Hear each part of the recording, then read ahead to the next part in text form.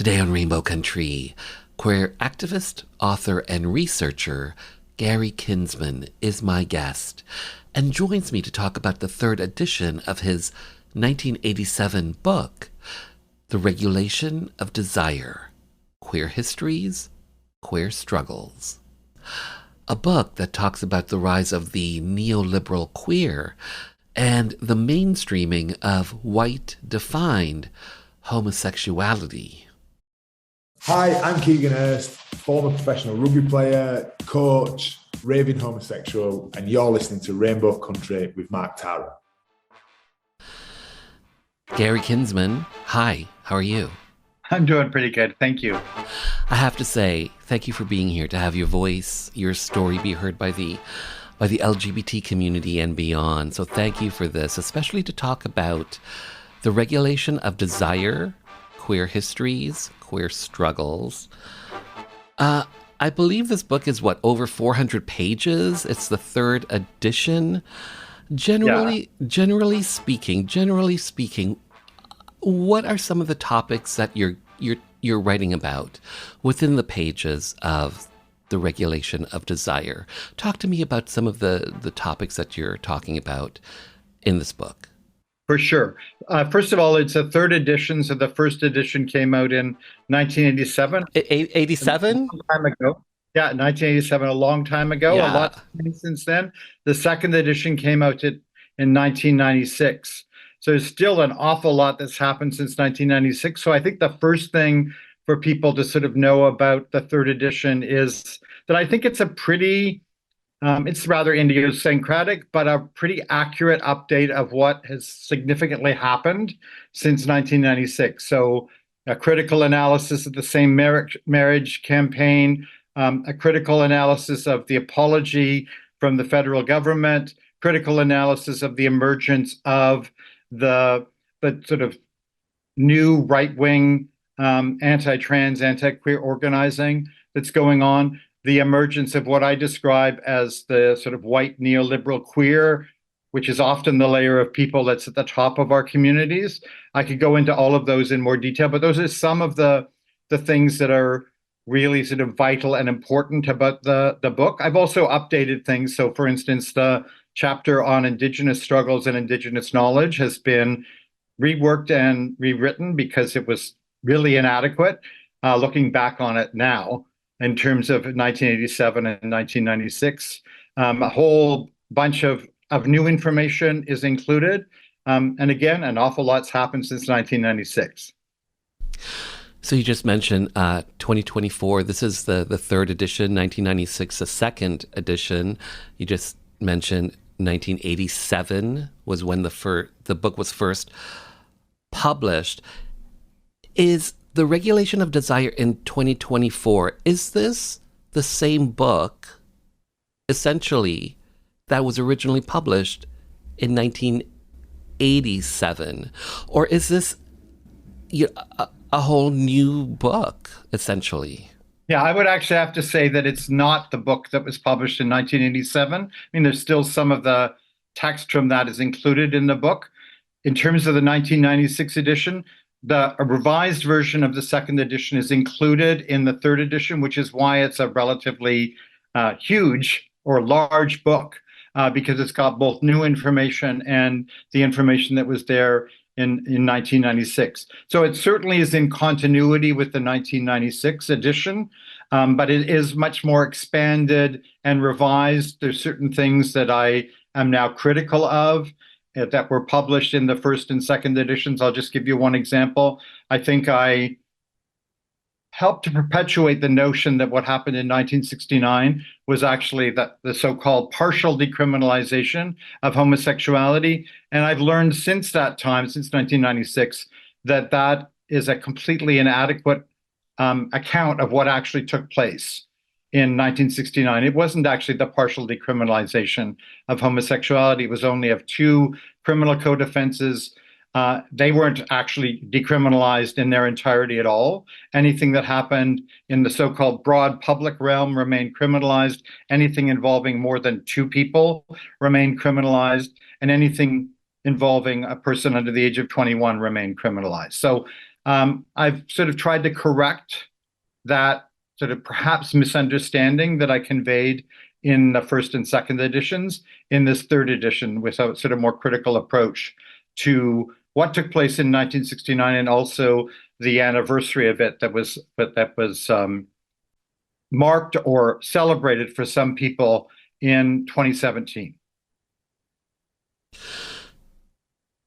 What prompted you to want to revise this book in 2024? Was there a moment, was there a flashpoint that you said, the 1996 version, we need to update this? What sparked all of this? Well, what sparked it was the developments that I found taking place, often disturbing developments from my vantage point as a longtime sort of left-wing queer liberation activist, who's also an AIDS activist, anti-racist activist, and more. I just felt increasingly alienated from, separated off from the way in which the mainstream of the LGBT movements and pride organizing in the larger urban centers really had become very commercialized, very commodified, very tied into various forms of government.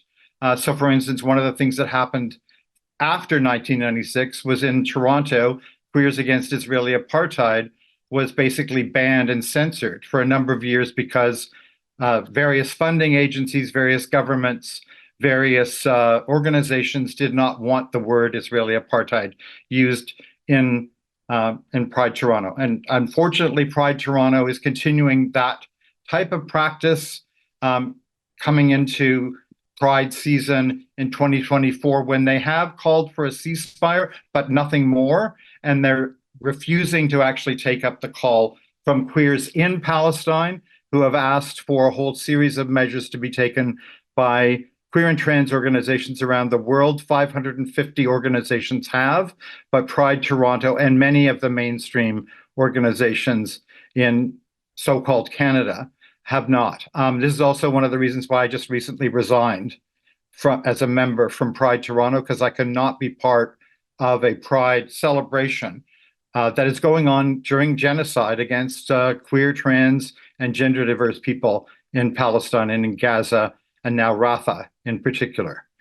So those are a number of the reasons why I wanted to write the book, to provide a more critical perspective on what's been going on, especially with the emergence of what I just described as the white neoliberal queer. But I actually was asked by Concordia University Press to do this third edition. That's what sort of provoked it as an actual project I could engage in. I was engaged in other projects, including being the co-author of the Canadian War on Queers, National Security as Sexual Regulation with Patricia Gentile. So I was engaged in other projects, but when they approached me about doing this, I thought, this is the time when I can actually both update things, but also develop a more critical approach to some of the things that are unfortunately being too often taken for granted within our communities. Okay. Those are some powerful words that you just mentioned. You also just mentioned the neoliberal queer. You write about this in the third edition. In basic terms, what is or what are neoliberal queers? Yeah. So and that's a major topic of the book, and one of the reasons why people should want to look at it. But a brief description would be that neoliberalism is the strategy that various capitalist states, various political parties adopt following the revolts of the 1960s and early 1970s, which is also where gay liberation, lesbian feminism, and a whole bunch of social movements come from. And there's basically two approaches within it. One is a moral conservative form of neoliberalism, which attacks, queer and trans people directly. And it's unfortunately, that's what's coming around again in terms of the emergence of the new anti-trans, anti-queer right wing. But there's also a sort of more, quote, liberal version of neoliberalism, which supports on a very limited scale rights for women, rights for lesbians and gay men, for some even rights for trans people.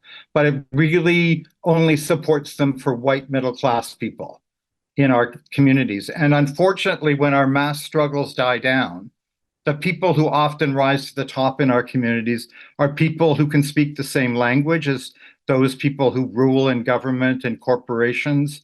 And that has become the sort of new elite in our communities, a sort of white middle-class elite that sees that all we need to demand for our liberation and freedom is to be let into capitalist institutions, and that that's supposedly going to be how our liberation is brought about. What it forgets about is that all of the queer and trans and gender diverse people who experience oppression because they're Black, because they're Indigenous, because they're racialized, because they're unhoused, because they live in poverty, or because they might be working class but not at the higher levels of the working class, all of those people are basically left out of the type of rights revolution that has taken place within the Canadian state.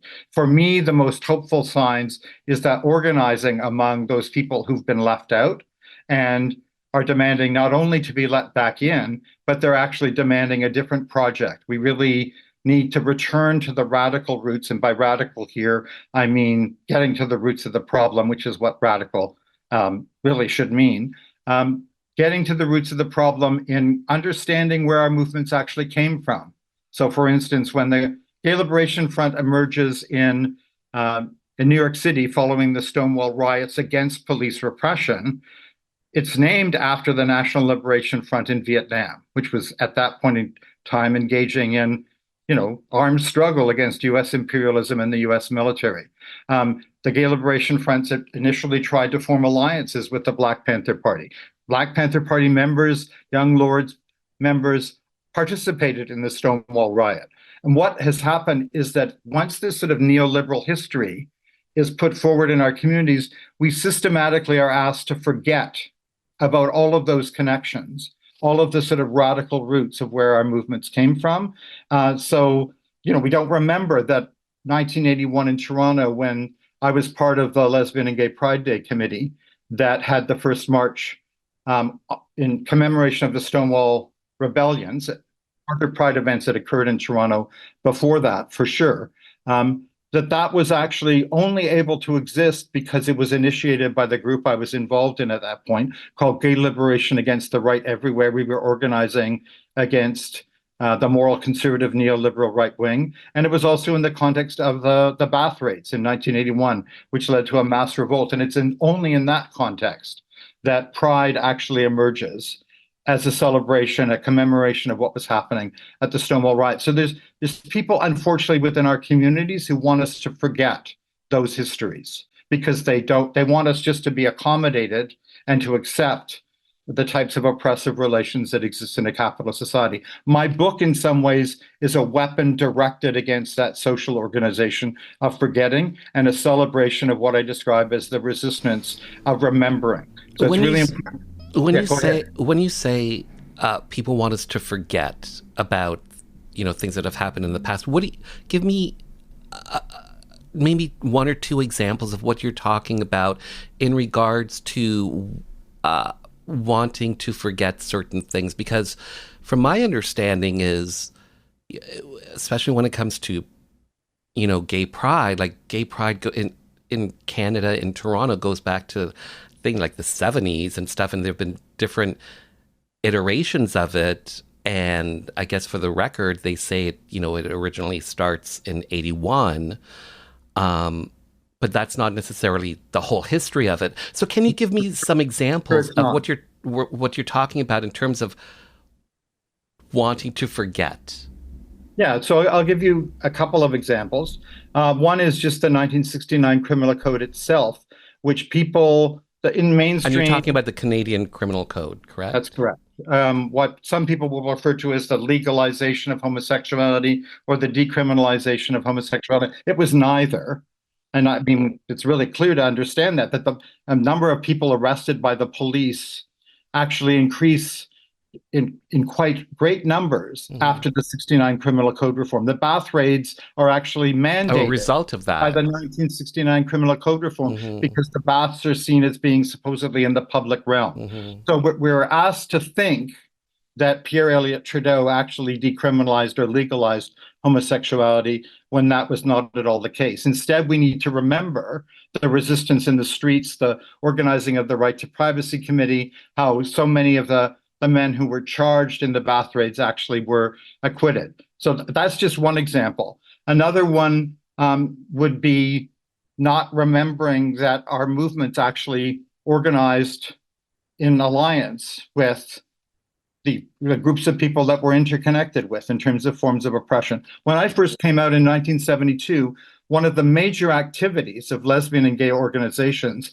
was to organize the biggest contingents they could in anti-Vietnam War demonstrations. You'd have open lesbian and gay contingents in demonstrations against the Vietnam War because we understood that our liberation was bound up with the liberation of other oppressed and marginalized people. We've been asked to sort of forget all of that. So when it comes to Palestine right now and the genocide that's being enacted against Palestinians, especially in Gaza, but including lots of queer, trans, and gender diverse Palestinians, the mainstream groups want us to forget about that. They don't want to say a thing about it because they get too much funding from the federal Canadian government, which of course is actively supporting those genocidal actions by the Israeli state and government.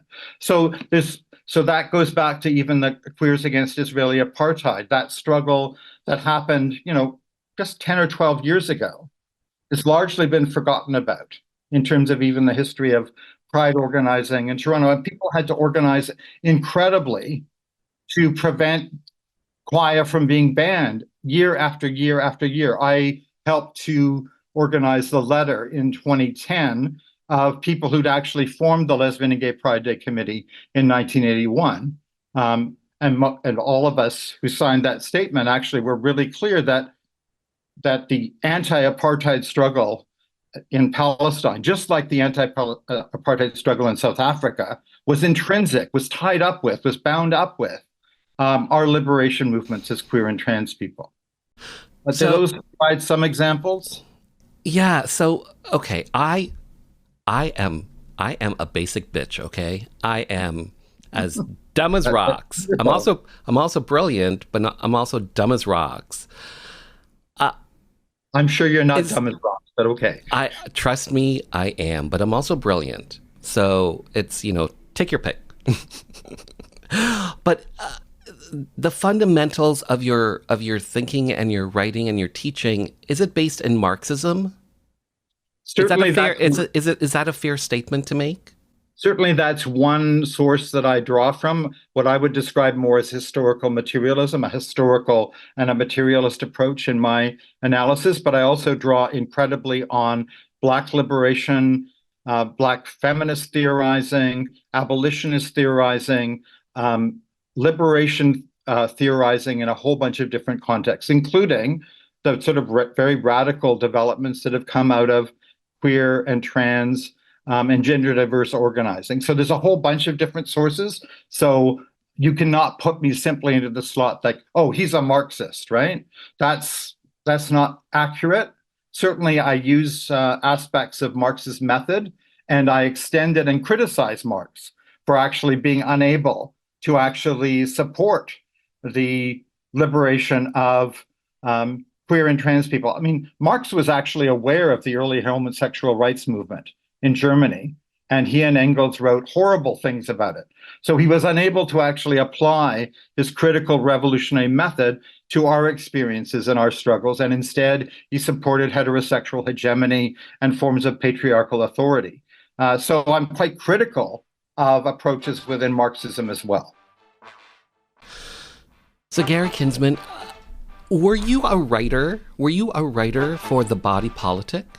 I wrote a couple of articles. I was mostly involved in a sort of alternative publication called Rights for Gay and Lesbian Liberation. It was spelled RITES, Rights for Lesbian and Gay Liberation.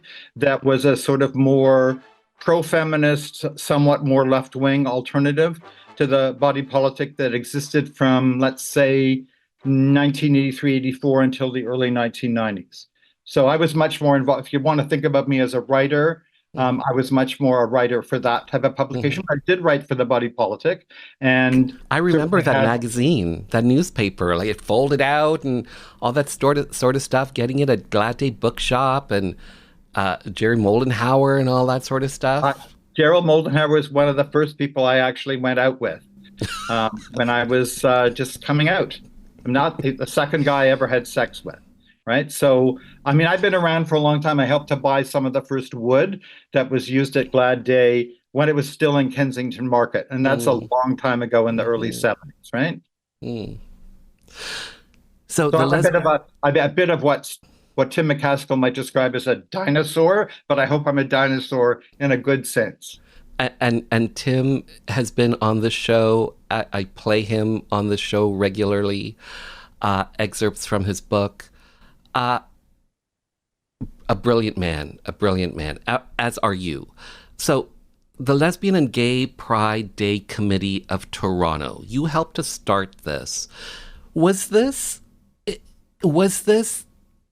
an inspiration for or the beginning of Pride Toronto that happened in 81? Pride Toronto claims that, but I think we actually were something rather different.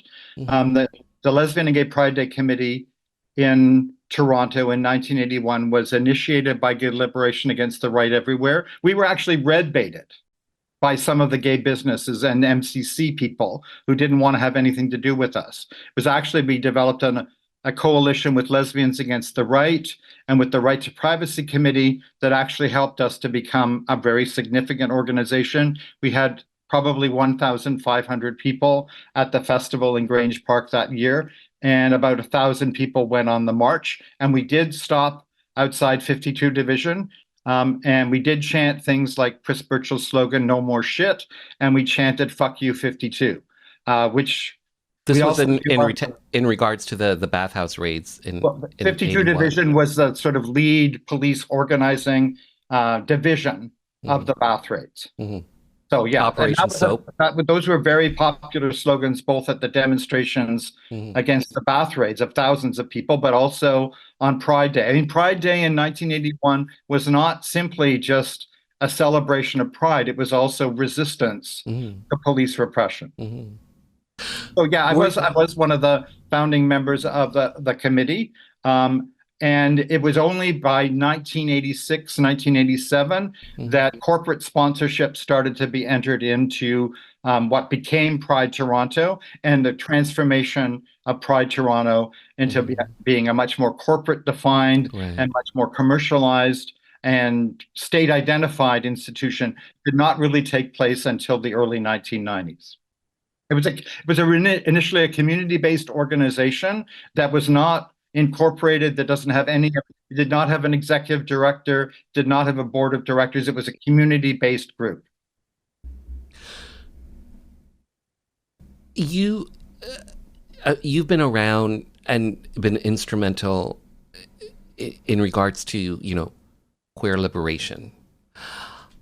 How in 2024, generally speaking, how do you see the evolution of the LGBT community? How do you see things going? Do you see things fracturing at some point in the future between, the more like lesbian and gay, the more sexual aspect as opposed to the gender aspect of things?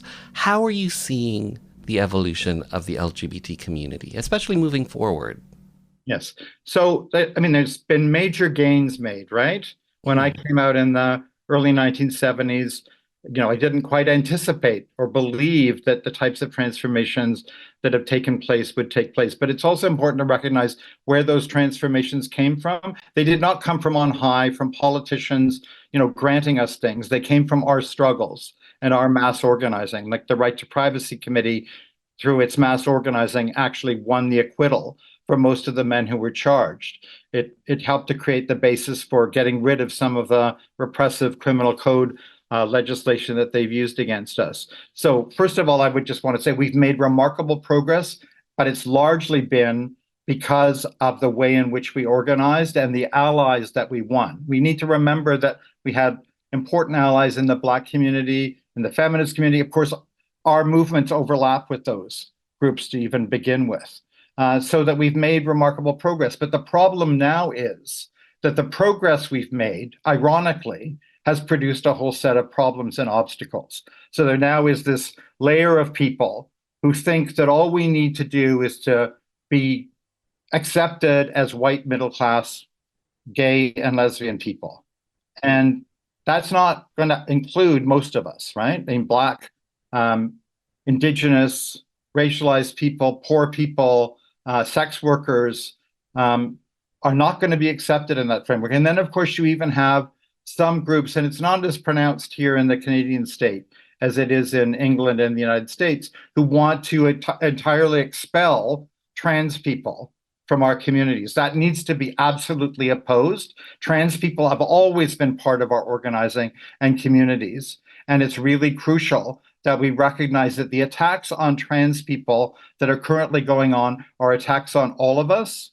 And also that one of the reasons why those attacks are taking place is that trans and gender diverse people have actually made remarkable transformations in their lives and have profoundly threatened the right wing in our society. And it's really important for us to develop really significant coalitions in support of them. And some people think the police are somehow going to defend us, queers and trans people. But if you actually look at all of the instances that have gone on, and I've been involved in some of them, and I certainly know about some of them, the police are almost always on the other side. They're almost always trying to criminalize us and brutalize us. There's lots of examples of that I could go into. I mean, even at the Fort York Public Library last year, when I was part of the sort of queer, trans, anti-fascist group that was defending the people at the Drag Story hour. Well, it probably was more than an hour, but who were defending those people from Save Canada and other quite racist, if not fascist, organizations who want to get rid of queer and trans people. We defended those people at the Fort York Public Library. It was not the police. The police actually, at the end, allowed the fascists to actually attack us as we were trying to leave. So, and then in Ottawa, similar things have happened when Joel Harden got pushed and shoved by a number of the fascist Save Canada people who are incredibly anti-trans. When people came to Joel Harden's defense and stepped into the street as part of doing that, they were arrested by the police. And that was queer and trans people were arrested by the police for trying to defend a NDP MPP from attack. So those are just some examples. So we've made remarkable progress, but we've also, ironically, through that progress, produced a whole set of new obstacles. So what we need to do is to remember our history and make all of those connections again that have been lost. And it seems to me that that's what's most optimistic. I've seen incredible things happen lately. I've seen, when I was in Halifax, I helped to organize with the young queer and trans people who were organizing against the right wing. And there were 1,500 of them there, and in response to 800 or 1,000 of the right wing and fascist people. And those young people are our future. And we need to nurture that and to develop it. And they need to connect with the radical histories that they're part of.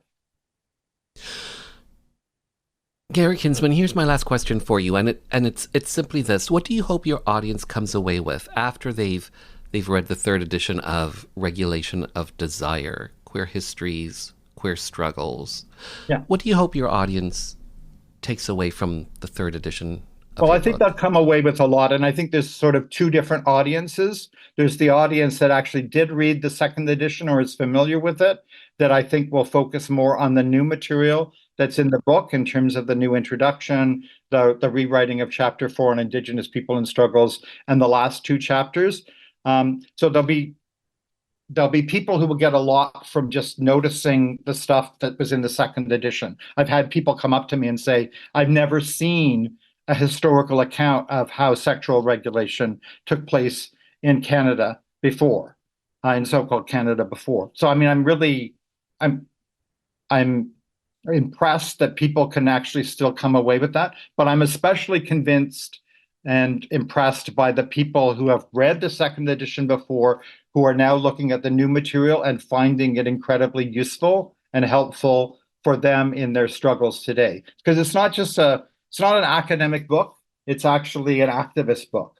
So what I would hope most comes out of it is more organizing, more radical activism. I really hope that that's what can come out of the book in a major way. And it's got multiple uses. Some people might use it as a doorstop. Some people might actually use it to throw against people trying to attack them, including the police. And obviously, it's also an important book to be read. But it does have multi-purposes as well. And that's one good thing about a really big book, that it can actually be used for a number of different reasons. But I'm partially being sarcastic there. But I do think that people are already finding that the book is incredibly helpful. I mean, even if you only wanted to read it for understanding what's happened since 1996, you read the last 2 chapters and you'll have a really good grasp of what's taken place since 1996. So one of my major achievements in the book, and I think that's pretty clear, is that I've actually been able to provide a way for people to grasp what has taken place since 1996. Gary Kinsman, well said, well done, well written. Thanks for your time. Thanks for being on the show. Thank you.